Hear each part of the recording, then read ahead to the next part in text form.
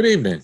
Welcome to Community and Technology, where we connect the global community with news, information, and resources that we hope will help improve your life. I'm Stu Reid, and here with my co-host, Dave Burstein. Hey, Dave. Hello. And we have a very, very special guest on with us this evening, Miss Lois Griffith, who's a co-founder of the Nuyorican Poets Cafe and a longtime dear friend. Welcome, Lois. Thank you, Stu. It's great to see you strong and well. Absolutely. Lois and I go way back. I shot video with she and Miguel Algarín, the other co-founder, back in the early 70s. When we were on 6th Street. Yes, that's right. That's right. And I don't know what the celebration was, Lois, but it was like an ongoing marathon the day that I shot the video there way back. I think it was just another weekend for us. Okay. We were very happy people. We had no money.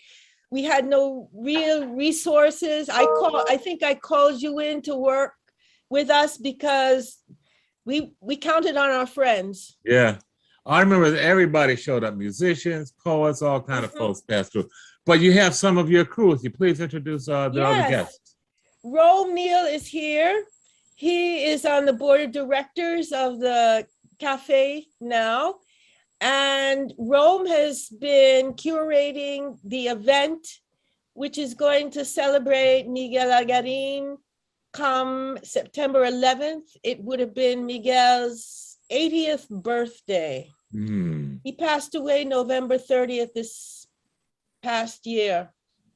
So we're going to celebrate him. And we've been doing a series with Miguelabration, a committee of people doing readings and virtual events in process and in anticipation of this 80th day, which would have been his birthday, September 11th. Neal is here. Hello. And Joseph Cáceres is here. Joseph is a life send to me, a little angel. He's helping me with the digital anthology part of the celebration. And by the way, let me just put a shout out to people that if you knew Miguel or you've been to the cafe and you have something to say, we had an event December 19th, 2020. And it was a 6.5-hour marathon that we couldn't even get everybody who wanted to say something on about Miguel. And so we're putting together this digital anthology, and so that people can send either text or video or make a selfie talk about having met Miguel or having been at the cafe. Joseph, this includes you about why I came to the cafe and what I found out. Remember, I told you to write that. But anyway, send it to us. I'll post in your chat an address where you can send it to us. And the deadline is November 1st. We're looking for all speakers, information, and this call is going worldwide. You have people from Atlanta, from Sardinia, from Africa, sending stuff. So, yes. Great. So maybe we can even play some of the video if we can pull a clip that includes Miguel from back in the early 70s, Lois. I can't do all that now. I'm not a techno pro here. No, I'll look through what I have and see if I can find something. Oh, that would be great. Yeah. That would be now, great. Are you still in touch with the NYU people who did the digitization? NYU's, yes, I am. With Jahan. Yeah, Jahan, right. And Karen Jaime. And remember, Karen used to be, at one point, she was a slam master at the cafe, but she is a professor of media arts at Cornell right now. And Jahan is still much in touch. You know, Deanna Taylor, who was head of the Hemispheric Institute, through which we were working. The Hemi is an institution that is attempting to gather information from all countries about what in this hemisphere, in this North, Central, and South America, and putting it on a free online website. If you type in Hemispheric Institute, you'll probably find some of the cafe's information, clips and things there too. And two, we have, Johan is still in touch with the Hemi. Okay, Dave, you wanted to Yeah, chime in? let me come in because the Nuyorican, which I only know as an audience, was a remarkable place. And Still is, not was. Is a remarkable place. And for those few New Yorkers who don't know, who didn't have the pleasure of going, tell us a little bit about what happens there. Rome should talk about that. I have retired from the day-to-day workings of the cafe where I produced for, almost 40 years. Well, you're right. It was at that time, a remarkable place, because at that time, it was a certain magic in the air that you couldn't get from nowhere. And we were young and budding poets and actors and directors, and we just had this fierce energy to just publicize and let people know what this Nuyorican Poets Cafe was all about. Some people didn't even know how to pronounce Nuyorican during the time when I was there back in the 80s. It was like, yeah, I'm going to the New York, what they didn't even, but now it's a word that's under everybody's tongue, and they know exactly how to say it, and they know what we represent. We represent poetry, theater, music, jazz, Latin jazz, art, and just educational programs for the young people. And it's been a springboard for so many young poets, young jazz artists. I just had my 18th anniversary of an evening I called Rome Neal's Banana Pudding Jazz, in which I had young people who performed with me on a professional scale from the ages of 13, and right now one of them 13 played the piano, and now she's 19 and she's just as proficient as any of the masters out there playing the piano in jazz. And a young lady who came in at 16 and now 18, violinist, vocalist, and they just praised the fact that they performed at the Nuyorican Poets Cafe. They performed that night during Hurricane Henri when people wouldn't come out, but they came and they showed their love. So we've been about the art and keeping the art alive for 48 years. Yeah, 48 years. And I must say, founded by Miguel Algarín and his love for not just the spoken word, but for people in general, that he gave this love and commitment to the arts and created this institution, the Nuyorican Poets Cafe. When I came to the cafe from Brooklyn, New York, I was a young actor looking for work.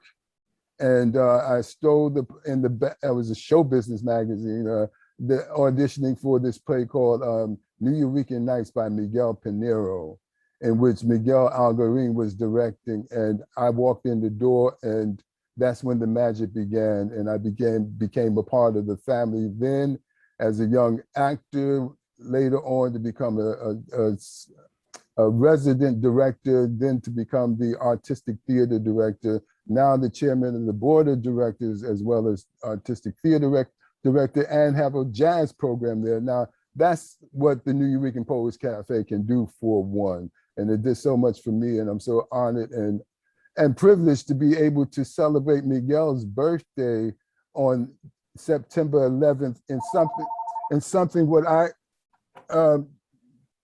decided to do when he was alive. I brought together poets and playwrights and friends of his to celebrate his words. And he was sitting at the edge of the bar, and he was hearing all of his words poured right at him. And he was so enthused with what was happening, because these are some poems that he remembered writing. But, when as a poet, and Lois knows this, as a poet, when you hear someone saying your words, it's so fulfilling. But he had a whole hour and a half of his words being poured at him, and he just loved the moment. And I thought, well, since we're in this Miguelabration thing, it's time to celebrate. You know, we know the man as the founder of the Nuyorican Poets Cafe. We know the man as the professor, the doctor of English at Rutgers University. And we know he did poetry, but he did not only did poetry, he was a master of poetry. And people will see that and hear that on September 11th, right outside the Nuyorican Poets Cafe, where we celebrate in the words of Miguel Algarín. And we have a whole host of wonderful people that'll be reading his poetry. It won't be 6.5 hours long, and it won't be no whole bunch of people talking about this, I knew him when, you know. We're just gonna read the poem, read Miguel's poetry, his beautiful words. And we have people, some of the participants are Dale Orlando Smith, Carl Hancock Rux, legendary Viney Burroughs, Bob Holman, of course, Lois Griffith, gotta be in the picture, Mariposa, Nancy Mercado, Councilwoman Carlina Rivera, Miguel's nephew, Judge Johnny Howard Algarín, his niece, Carmen Algarín, and the list just goes on for some wonderful people who will perform with him and have lived through the cafe with him. We'll be performing, reading pieces from his Mongo Affair, his On Call, Body Be Calling from the 21st century, and Times Now, Ya Es Tiempo, and Survival Supervivencia. So we're gonna have an awesome time right outside the Nuyorican Poets Cafe on September 11th, 3 o'clock to 5 o'clock, 3 o'clock to 5 o'clock. And there's a Zoom link I will post to you that you can go to. Actually, go to the Nuyorican Poets Cafe Facebook page, and that's where you can see the entire show. It'll also be on YouTube also. So this is a live event, right, Rome? It's live on September 11th. Okay. That's a Saturday, 3 o'clock, everybody. Mm-hmm. The street will be blocked off, and we're going to have a wonderful celebration of my mentor, my brother, the godfather. Lois is the godmother of my daughter, Leah Neal, who's a 2-time Olympic swimmer. And, you know, it's a family of a love fest for the Nuyorican family as we celebrate Miguel that day into part of the evening. You can hear this as he talks. The Nuyorican is 2 things. One, which you're hearing, is something I've just seen from a little bit of a distance, a remarkable community of people who supported each other for decades and came up from not being known, not being respected, to where they can say it's an institution, just like Lincoln Center is an institution. And here in New York, it's known. And the other thing it is a performance space, and the quality of the performances there can be extraordinary. Well, so when you say quality, let's talk New York Times reviews for all the wonderful plays and the poetry that we've done numerous times. One time we had a production of Shango de Ima, which I directed by Pepe Carrillo. This production was nominated for 11 Adolco Awards. That's Black theater's most prestigious awards, like the Tony Awards. 11 awards it was nominated for, won all 11 awards that year at the world famous Apollo Theater. And it was also, we had reviewed by some of the great theater critics like Clive Barnes. Clive Barnes, we had him up in the aisle dancing with the actors, and he gave us a rave review, the late, great Clive Barnes. So yes, we've done masterful works. Nuyorican Poets Cafe received an Obie grant in the 90s for the magnificent theater that we were producing with plays by Amiri Baraka, Ishmael Reed, who else is there? Life During Wartime. Sekou Sundiata's Yeah. The Circle Unbroken is a Hard Bop, Life During Wartime, Wesley Brown. Wesley Brown. Yeah, so we have done masterful work. I'm bragging, yes, I'm bragging because that's what the Nuyorican Poets Cafe has done over the years. And I'm Do you so proud remember, to be Rome? associated. Rome, do you remember the first New York Times review we got? I will never forget it. We got it from doing Wesley Brown's Life During Wartime, which is a Yes. play. We should think about doing a revival because it is so timely. It deals with the family of someone, of a young man who was killed in police custody. And it deals with the pain, the hurt, the tragedy, both familial and social. What Actually, it was based Which on the Michael happened. Stewart case. Yes, yes. People who remember Michael Stewart, who was killed, he was a graffiti artist In who the was subway killed. station. Yes, in the subway station. You And know, his fascinatingly enough, Mhm. that same theme, when I started working with Miguel back in the 1970s, he did the first play that Miguel wrote was a play called The Murder of Pito, and Mhm. it dealt with the same theme. It was a story that Sandra Maria Esteves brought to Miguel one night. Remember then he was living on East 6th Street, and people would come. He was living on the ground floor, railroad flat, rap on his window, Miguel. The reason why he started the cafe was he got tired of artists, people, everybody coming, rapping and coming, and let me get a place where they can go, where I can send them. But Sandy came one night on his window. She had been with her parejo at the time, and he was a conga man. He was playing congas in the subway. The cops told him, you can't do that, arrested him, took him into custody. Next thing we know, the man is dead. Mm.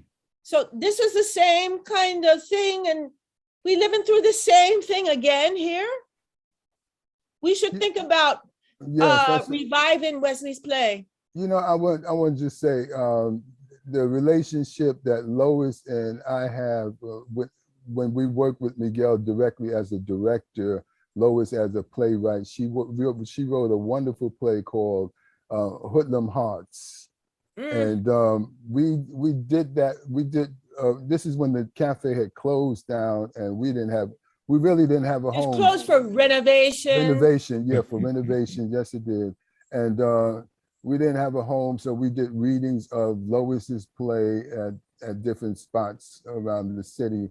And it starred myself, Bob Holman, and Sugar Sarah Leggy. no, earlier it was Earlier. She just recently passed, and Robbie McCauley. Robbie McCauley, yes. And you know, so this was a wonderful thing that we did. We kept the spirit of the Nuyorican Poets Cafe going, even though we were closed for renovation for about 5 years, right? Yes, the city twiddled their fingers, frittered our money, finally gave us back the building, and we still had to borrow money to open up. Yes, and when we did open up, it was so well received. I remember I was doing a production of a play called my adaptation of Shakespeare's Julius Caesar set in Africa. Oh, yes. And I was doing it up on 43rd Street at a theater, and Bob Holman came to see it first, and he just loved it, told Miguel about it. Miguel saw it, and Miguel said, listen, well, you have to bring it to the cafe to reopen the Nuyorican Poets Cafe. And I did, and again, how many times did we put that production on? I mean, people asked to come and see it. They wanted Julius Caesar set in Africa, especially for that character, the wonderful, wonderful actor. Robert Turner as Brutus. Yes. No, Cassius. Cassius, the right? Evil one. Right. Cassius, the evil one. They loved him. We had some great actors. The late Lloyd Goodman, who played Shango the Ema, the late great Lloyd Goodman. Love that brother, you know. He came in on a dime and took over the role from someone that was, you know, it's funny thing about the Nuyorican Poets Cafe. If you don't have the right spirit about yourself, the spirit of the Nuyorican could chase your ass right outside. This is true. That's it, you know, chase you right out of there. And we had an actor that didn't have that spirit, and he came in all ego tripping, thinking that he was God's gift to the world. And he was chased out. You know, it wasn't us personally. It was time to go. He was gone.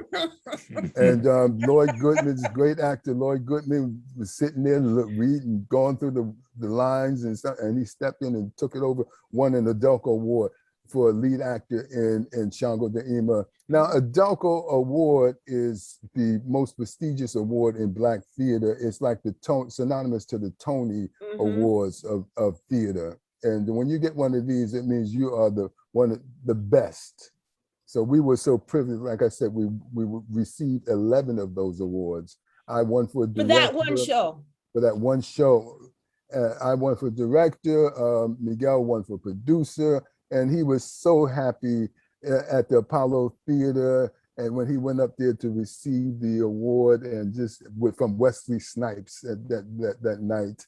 And, you know, I love the man, miss him so very much, miss him so very much, you know. Me too. His energy, you know, no matter what he brought to the table, he brought nothing but love to all of us. He brought education to us. He brought some of the greatest playwrights to the Nuyorican Poets Cafe. He nurtured some of the greatest poets at the Nuyorican Poets Cafe, who went on to become professionals with their work. And they can also attest that Miguel was the reason, or the cafe was the reason for them becoming who they became later on in life as professional poets going about the world, making money reading poetry or reciting their poetry.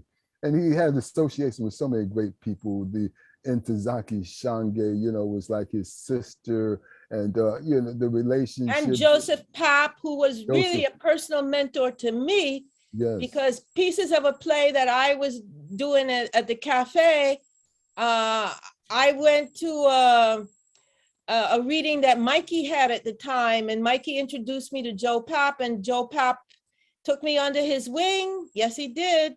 You know, I will always be grateful for that, and always be grateful to Mikey too. Miguel Pinheiro, who was one of the founding poets of the cafe, he along with Lucky Cienfuegos. Yes, let's not forget that out of the wonderful people that were nurtured and raised through the cafe, we had Ray Pavot, Ronaldo Pavot. He was a young actor with me in the production of Miguel Pinheiro's Nuyorican Nights. And when Ray came into the cafe, it was something about him that was so very special. Miguel cast me in the part of Mikey in the play. And at that time, I wasn't ready for it because he was so on the edge. His character was so on the edge. Ray Pavot took over the part and just turned it out. And he was really over the edge. Joe Papp came to the theater and saw him and scooped him up to the public theater. Joe Papp came after Ray wrote his play, Blacks and Blues, remember? We did that. Remember when Miguel had the staircase built? Joe Papp came to see him in Nuyorican Nights and loved him. And then he was enthralled with his works. And then the Blacks and Blues, what was the name of the play again? Blacks and Blues. Blacks and Blues, and he saw that work, and then he said, this is a great young playwright, and he took him up to the public theater, and it was La Puta Vida that he had up at the public theater with that was the one with Ralph Macchio. Was that the one with Ralph Macchio? Yes, Ralph Macchio and Robert De Niro. And Robert De Niro, and which went to Broadway. You know, so, and then we, you know, speaking of plays going to Broadway, we have Ron Cephas Jones. Ron Cephas Jones came and did the play that Don't explain. Don't Explain about Lee Morgan at the Nuyorican Poets Cafe. And and a little history about the play is it takes place in Slugs. The most of the play does, and it's at the Nuyorican Poets Cafe. And of For course, those Slugs, who don't know who Lee Morgan is, tell them. yeah, but let me tell you what Slugs is about. Yes. Slugs was just 2 doors away from the Nuyorican Poets Cafe. And little did we know at the time that, you know, we were actually performing this play 2 doors away from the place that we were playing Slugs on stage, where his wife actually came into the club and shot him to death, you know, Wow. in that club. But Lee Morgan is one of the greatest trumpet players of all times, renowned throughout the world. Everybody, you say Miles Davis, yes, but Lee Morgan was the man, as far as I'm concerned, from Philadelphia. And let me just interject briefly. This is WHCR 90.3 FM, the voice of Harlem. You're listening to Community and Technology with Stu Reid and Dave Burstein. Very special show today talking about the Nuyorican Poets Cafe and an anniversary birthday celebration coming up for Miguel Algarín. Lois Griffith, Neal, and Joseph. I'm sorry, I'm going to mess up your last name. Cáceres. Okay. Yes. Okay. So we're back. Community and Technology. We must say that again. Just throw it back in there. September 11th, 3 to 5, right in front of the Nuyorican Poets Cafe. And if you can't make it to the cafe, that's 236 East 3rd Street between B and C Avenues. Again, that's 236 East 3rd Street between B and C Avenues. And if you can't make it to the cafe on that day, you can go online and check us out on the Nuyorican Poets Cafe Facebook Live page. We've been talking about some of the remarkable performers and playwrights in the history of the Nuyorican. Tell us I didn't finish with Ron Cephas Jones. Ron Cephas Jones has just this year won 2 Emmy Awards for the NBC show This Is Us. And his daughter, who used to come to the Nuyorican Poets Cafe, used to be a little girl come to see her father in the play Don't Explain. She just won an Emmy Award this year, and she has a new TV series out. That's Jasmine Cephas Jones. And Jasmine Cephas Jones was one of the original actors in Broadway's Lin-Manuel Miranda's Hamilton on Broadway. And that's what I wanted to get you talking about, because wonderful things have always been happening at the Nuyorican, and they still are. So tell us about some of the performers and performances people are finding now, perhaps a little bit of a struggle to find anything in these times of plague. Who are the people who are doing wonderful things at the Nuyorican this year and next year? Well, you have some wonderful poets that are stepping up to the place. They're doing virtual programming. You have a young lady by the name of J.F. Series who's been doing some virtual program. You have Carrie Dot, who's doing virtual, young man by the name of Advocate of Words. He's doing programming also. And then you have some new folks that are coming through and doing their thing. I don't know too many of them, but we've been fortunate to receive grants over this pandemic to hold us down, to keep us going. So we're fortunate in that respect. But those are the people who been doing some really good virtual poetry program, open mic programs through the Nuyorican Poets Cafe. And how does one find today's programming? www.nuyorican.org is the website. Again, that's www.nuyorican.org. nuyorican.org. Did you come up with that word, or did the theater Miguel create the Algarín? word? That was Miguel Algarín's word that he came up with Actually, Nuyorican was a term back in the 70s, the late 60s, that made reference to Puerto Ricans who had come from the island to New York. And it was a disparaging kind of appellation that was given. And Miguel said, no, let's take that. And let's not spell it N-E-W. Let's spell it N-U-Y, like you would spell phonetically in Spanish. And so it became Nuyorican Poets Cafe. Great. Because at that time also, there was a guy named Eddie Figueroa. Yes. Eddie Figueroa was a poet and a producer, and he opened a place. If you remember where the old Pyramid Club was on Avenue B and between 6th and 7th Streets, he had that space. He had rented that space, and he used to give drag balls there. And oh, it was so much fun. He had the queens come in, and a lot of times Eddie would come. It would be on a weekend, and Eddie would run around the corner to see. We were kind of in a little bit of competition there for a minute. Eddie would run around the corner from Avenue A and say, look to see who was in our little storefront, and see if he could pull some of our audiences to come around the corner to his place, which later became the Pyramid Club.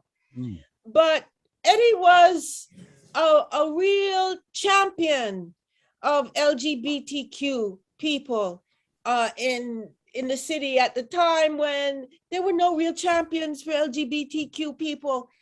And he had the different houses would come and perform and have fashion shows and carry on. We would do poetry. Pedro Pietri too was a good friend of Eddie's. Both of them had been in the service. Remember, these were times after Vietnam. Both of them had been in the NAM, and somehow both of them managed to keep all the brains intact in the skull so they could come and make art. After Pedro came out of the service, he vowed, black is the only thing I gonna wear. And from then on, he dressed in black. Wow.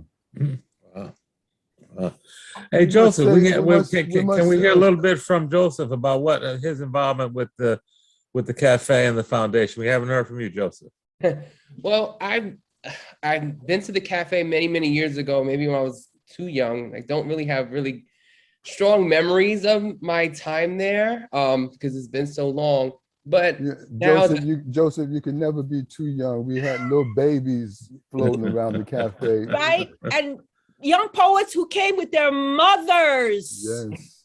But I don't, like, my memory is shot. I remember inhabiting the space, having a wonderful time, and it being this very spiritual kind of experience. But I cannot tell you for the life of me what I heard, what was going on. But I remember it being this kind of event that is still, it stayed with me to the point where now, as a scholar who's in a Ph.D. program in English, studying literature, seeing how important Miguel's work and the cafe's work is, not only to New York City institutions, but American institutions. Listening to Rome and Lois talking about, how most people are getting their starts out of this cafe, but also doing the work I'm doing with the digital anthology that's coinciding with the Miguelabration on September 11th, that is just commemorating and memorializing Miguel's life and his work, and seeing how central the cafe was to the Umbra poets, to the beat poets, so that, all these people, Black arts movement, everything's coming in and out of this this space. And this is something that, to me, in inhabiting a space in academia, traditional English literature classes, these things are not being spoken to or delved into in a deep way. So the work I'm doing with Lois and curating this digital anthology with the work of other students, Yuri and Alicia, shout out to them. We're doing all this work with Lois is really to continue the work Miguel had been doing with his poetry, which was memorializing the Puerto Rican, but also the Caribbean African diaspora in New York City. specifically in the Lower East Side. I think like one of the things, major things that I'm getting from just working with Lois is how important Miguel's work. Lois is literally helping me decode Miguel's work and read it in a way I hadn't even thought of looking at it before, that he's at these people who inhabit his poetry, they're real people. And what he wanted to do and what he is doing is this radical way of memorializing within the American or Western language, bodies and experiences that were never legitimized. And he's like, no, they need to. So he's doing something with the language that this is another thing that I find that this work I'm doing with Lois is so important, because here's Miguel, here's this Puerto Rican queer artist, scholar, educator, activist, I would say, doing this work that had been, people are now like jumping on, but he had been doing it since the 70s, and kind of realizing and trying to give him a bigger platform to push him up into maybe studying a little more now in academia and in the field. Well, isn't that always the case? When you're gone, that's when people really start taking you seriously, you know. It's with shame it is, but he left a legacy for us to take on and celebrate him and what he was all about, and what he represented, not only to the Nuyorican Poets Cafe, but to the world. Yeah, Joseph, tell us a little bit about the digital archive that you're working on. We have a lot of technology folks that are tuned into the show. Could you just kind of tell us what that's about? So I think have we decided on the platform we're going to use? Is it Manifold in which we're publishing everything? I don't know. That's you and Ori. Okay, so we actually are. So it's a digital. So I actually put in the chat where people can submit is the anthology of Miguelabration, and I'll spell out Miguelabration, MIGUELABRATION @gmail.com. And so we're accepting, like, we don't want it. Send it to me. A lot of people have just sent it to me. Oh, I don't know about putting my email on the chat. Right. So kind of, you know, we, in the spirit of kind of not being narrow and confined to how people can submit their work or their memories of Miguel. We do not want anything nice. We want real experiences, because we in conducting oral histories for this project, we're learning a lot about Miguel, as complicated as we all are as humans. And a lot of people didn't agree with a lot of things he did. And that's, if you want to share that, this is what we were actually asking for and looking for, but also creative works too. So we're videos, audio clips, interviews, performances, poetry, memories of Miguel. They can too.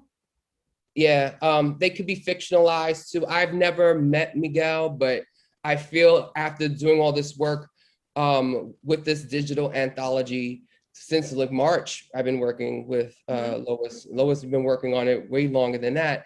But I joined the project in March. I had a moment after we did an oral history with Miguel's first reader, Roy Scottnick, a longtime friend. Right. And I swear, as soon as it was this moment where I kind of felt I knew him, like I know it's just a really profound feeling to actually feel like his spirit was with the work and in the space.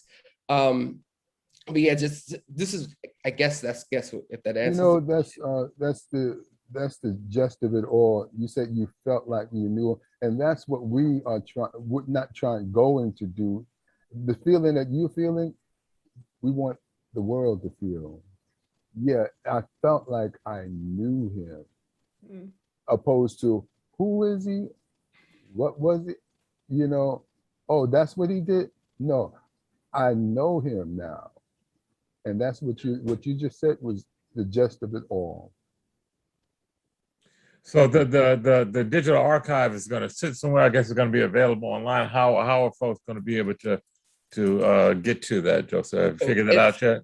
Yeah, we're planning on it being, I guess, free, so it's accessible to people.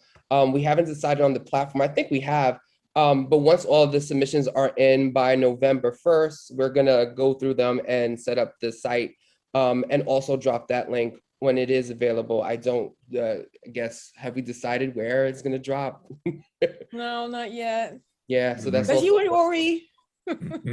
a work in progress, but we are, we're getting submissions. We're conducting the oral histories, Mhm. and we're continuing the work that Miguel had been doing all his life. Mhm.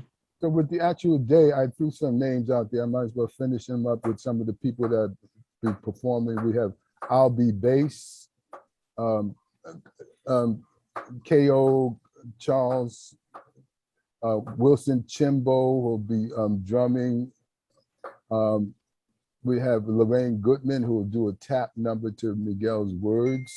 Nathan P., one of the earlier Nuyorican Poets Cafe slam host. We have Carlos Manuel Rivera, Jesse Bueno, who starred in the play, Ishmael Reed's play, The Haunting of Lin-Manuel Miranda. He played Lin-Manuel Miranda in it. Tony Spiller as Cassius, like Lois said, a wonderful actor, Robert Turner. We have Johnny May, another wonderful actress, Willie Martinez, David Brooks. And it's going to be an awesome day to be celebrating Miguel on his birthday with his words, in the words of Miguel Algarín. What day is this going to be? September 11th, at 5, Saturday. from 3 Saturday, 3 to 5 p.m. Okay, Outdoors, right outdoors of the Nuyorican Poets Cafe. we just have a couple minutes left. Any concluding thoughts, anything that we didn't talk about that you want to bring up, Lois, or anyone else? I am so glad and blessed to have Joseph and Alicia and Uri, young people, this next generation, who I feel are going to take what Miguel talked to me about as Nuyorican Poets Cafe aesthetic. Take it to a level where it invades the canon. That's what I'm looking to do. I sent you a note, Joseph. I'm ready to storm the canon with and use the aesthetic as my shield and my spear and wake up these gatekeepers. I mean, come on. We have had an enormous influence on American letters in the last part of the 20th century. And for people not to understand that and to read poems from this one and that one and and not know where that kind of expression comes from, I want it taught in school. So I'm trying to push now, gently, Joseph and Ori and Alicia now, to carry it on academically in the academe. Yes. Okay, Rome or Joseph, any final Interesting comments? She says that because we've been having educational programs before pandemic, and we had schools coming into the Nuyorican Poets Cafe, classes coming in, learning the craft of poetry and learning about the poetry at the Nuyorican Poets Cafe. So this paradigm is being ventured into as we speak, and now it's time to take it to a higher level. Those books, some of these books should be in the schools, to show the students what, again, the Nuyorican poetry movement was all about. A very strong, dominant movement in not just the city, but the world again. Last remarks is September 11th, 3 to 5, right outside the Nuyorican Poets Cafe, 236 East 3rd Street. Come. And that's a Saturday. Okay. Come hear the words, be around the folks who actually were raised through the spirit of the Nuyorican Poets Cafe, and hear them as they recite Miguel's words. Again, it'll all be about his words, and it's going to be a lovely occasion and good time to be had by all. Great. Joseph, any final comments? I would want to reiterate the Miguelabration email for those that were sent in invite to submit is at anthologyofmiguelabration@gmail.com. And that's anthology of Miguelabration, and I'll spell out Miguelabration, MIGUELABRATION @gmail.com. Excellent. Dave, we miss anything?